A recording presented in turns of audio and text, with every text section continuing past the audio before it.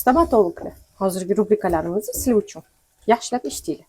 Birinchi rubrikamiz ogohlantiruvchi rubrika. Stomatologga bormaslikning oqibatlari. Siz bu rubrikada stomatologga vaqtida bormaslikning jiddiy oqibatlari haqida aniq faktlar asosida ko'rsatib bering.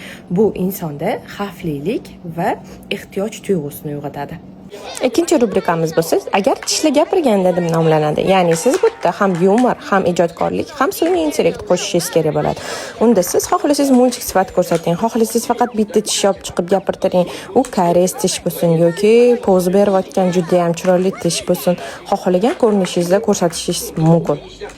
Bunda siz nafaqat kattalarni, balki kichkinalarni ham e'tiborini jalb qila olasiz. Ularni tushunishi va bu narsa nimani anglatishini bilishi juda ham yengil kechadi.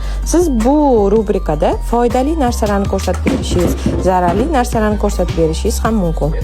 Uchinchi rubrikamizda do'pposli deb ataladi. Ya'ni eng zo'r prosmotr yig'adigan va eng ko'p e'tibor jalb qiladigan rubrika hisoblanadi. Chunki odamlar sizni ishingizni aynan shu do'pposli orqali ko'rib bilib oladi. Hozir sizga zo'r video joylayman, u 33 million prosmotr bo'lgan. U nimaga shunchalik ko'p prosmotr bo'lganini o'zingiz baholay olasiz.